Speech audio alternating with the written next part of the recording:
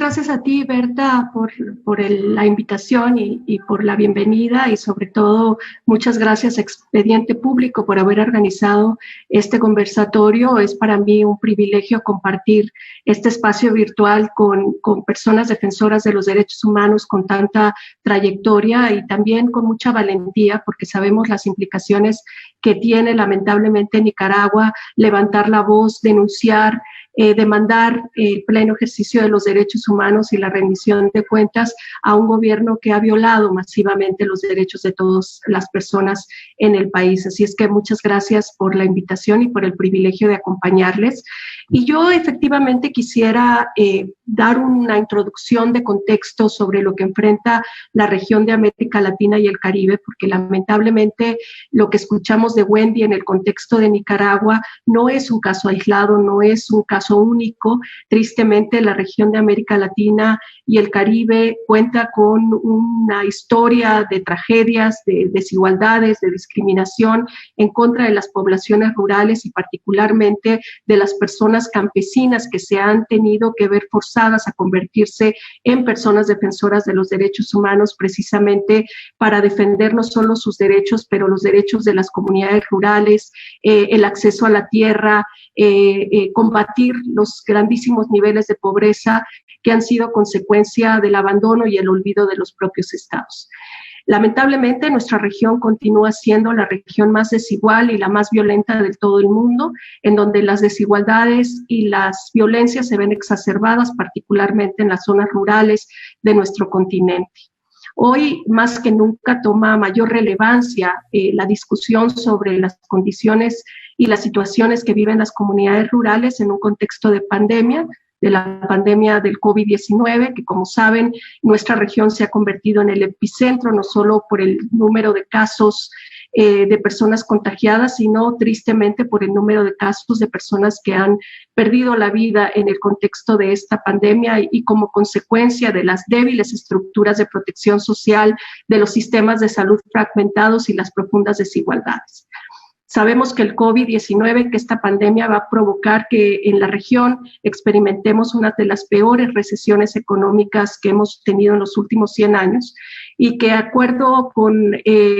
mecanismos internacionales, tanto de Naciones Unidas como del Sistema Interamericano de Derechos Humanos, se ha hecho una proyección, una terrible proyección de que la situación de pobreza irá en aumento y que se añadirán lamentablemente alrededor de 45 millones de personas para llegar a un total de 230 millones de personas que vivirán en situación de pobreza como consecuencia precisamente de estas débiles estructuras estatales que no han podido dar respuesta adecuada a las necesidades de la población históricamente y particularmente en este contexto de pandemia.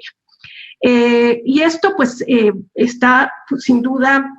muy vinculado al tema de exclusión y discriminación en el contexto de acceso a los servicios públicos, acceso a la seguridad social, que hemos visto históricamente afecta desproporcionalmente a las comunidades rurales y sobre todo a las personas campesinas cuya actividad hoy día se ve mermada por las respuestas de los estados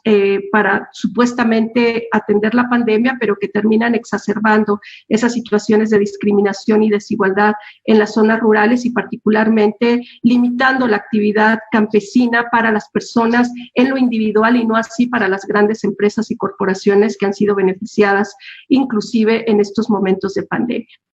En las zonas rurales de América Latina y el Caribe viven más de 123 millones de personas, de las cuales 50 millones de personas se consideran personas trabajadoras del campo, es decir, son personas campesinas, por lo cual sabemos que el empleo rural sostiene a 1 de cada 5 personas que trabajan en la región, pero además que este empleo rural suministra el 75% de la alimentación para todas las personas en la región, ¿no? Entonces, es de ahí, digamos, el centro, la génesis de la sostenibilidad, no solo alimentaria, sino en general del ejercicio fundamental de derechos que gozamos todas las personas en el continente y sin embargo es la población que ha sido mayormente discriminada, violentada y muchas veces criminalizada por los propios estados y de eso hablaremos en unos minutos. El tema de la pobreza, ya decía yo, que afecta desproporcionalmente a las comunidades rurales y particularmente el tema de la pobreza extrema.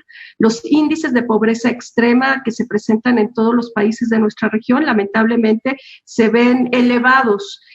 particularmente en las zonas rurales, en donde se calcula, de acuerdo a la CEPAL y otros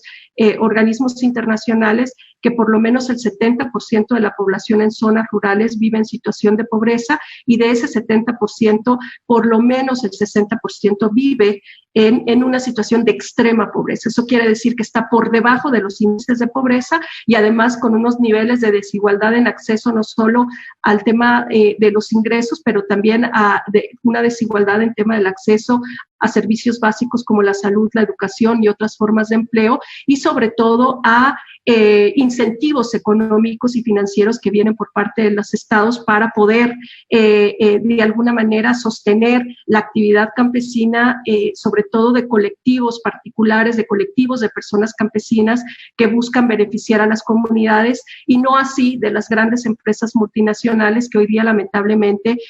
vienen acaparando las tierras y despojando a las comunidades rurales de la tenencia de la tierra. Y eso ha sido uno de los enormes problemas que enfrenta nuestra región, el tema del acaparamiento de tierras para la agroindustria, los megaproyectos de desarrollo, inclusive los megaproyectos extractivos, que lamentablemente se han puesto como prioridad en términos de la protección estatal por encima de la protección de los derechos humanos de las grandes mayorías y sobre todo de las poblaciones rurales y de las personas campesinas que tienen el empleo rural como principal actividad. El acaparamiento de tierras ha sido uno de los temas que en la última década ha afectado mayormente la lucha por el acceso a las tierras, la lucha por la tenencia de la tierra, al grado que organizaciones hermanas como Oxfam ha publicado un informe a finales del año pasado en donde, con todo el análisis de información sobre quién tiene la tenencia de la tierra, ha determinado que, por ejemplo, el 1% de las unidades productivas de América Latina concentra más de la mitad de las tierras agrícolas. Esto quiere decir que son las empresas hoy día, y sobre todo empresas multinacionales, las que detentan la tenencia de la tierra, despojando a las comunidades rurales, inclusive comunidades de pueblos indígenas que más o menos se calcula tienen la tenencia del 23% de la tierra en el continente, pero sin acceso a ejercer sus derechos, digamos, de accionar o de explotar recursos para la alimentación de sus propias comunidades. Erika. Y estas... Sí, el tiempo se nos está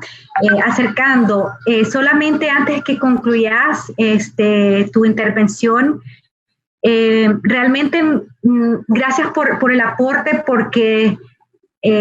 estamos viendo que más allá de la persecución y de las amenazas a la integridad física de los campesinos, como es el caso de Nicaragua, dado la represión, es aún un problema mayor en la complicación estructural que hay de cara a los campesinos. Entonces, en ese sentido, yo quisiera tal vez preguntarte, para finalizar tu intervención, ¿cuál crees vos que de estos problemas que has mencionado y esta situación tan crítica de la comunidad campesina es el elemento que más atención deberíamos de prestar nosotros en Nicaragua en este momento y en este contexto? Ciertamente, Berta, yo creo que es muy relevante tu pregunta en el sentido de que este contexto que yo les acabo de presentar, que sin duda es un contexto regional de América Latina y el Caribe, o inclusive continental, que incluye a Norteamérica, Canadá y los Estados Unidos, pone en descubierto que el tema principal de esto es las fallas estructurales de los estados. Los estados han preferido, han hecho una preferencia estratégica de beneficiar al poder económico, al 1%, en menoscabo de los derechos humanos de las grandes mayorías. Y los movimientos campesinos en particular en América Latina, y como caso emblemático el caso de Nicaragua, son quienes hoy día están levantando la voz, demandando de los estados la protección de esos derechos que han sido negados y violentados. Y ante eso, la respuesta de los estados no ha sido una respuesta de diálogo, una respuesta participativa, sino todo lo contrario, ha sido una respuesta represiva, una respuesta de persecución y lamentablemente de una respuesta violenta que ha llevado a condiciones en donde los derechos de las personas campesinas y sobre todo de sus líderes, como el caso los casos que hemos escuchado ya de Wendy, pero aquí tenemos líderes nicaragüenses tan prominentes en la lucha campesina como Medardo o otros lideresas como la líder Francisca Ramírez, que han tenido que enfrentar con sus propios cuerpos, ¿no? y con su integridad y su seguridad estas repercusiones por parte de los estados. En nuestra región es la región en donde más se criminaliza a las personas campesinas, líderes que están en la lucha por la defensa de la tierra y los derechos humanos, y lamentablemente es la región en donde vemos la violencia más extrema, que es el asesinato de personas defensoras de los derechos humanos. Solo en el 2019 se calcula que 200 personas defensoras de la tierra, del territorio, es decir, de la lucha campesina, fueron asesinados. En lo que va del año, por ejemplo, en Colombia se han asesinado 100 líderes sociales en zonas rurales precisamente por defender la tierra, y en Nicaragua, en el contexto de la violencia perpetrada por el Estado en los últimos años y particularmente en contra de los movimientos campesinos que se han opuesto a proyectos como el proyecto fantasioso del gobierno de Ortega, que era este canal interoceánico que dividía el país, pues han sido objetivo específico de la represión y de la violencia con persecuciones masivas. Ya escuchamos el caso de Medardo.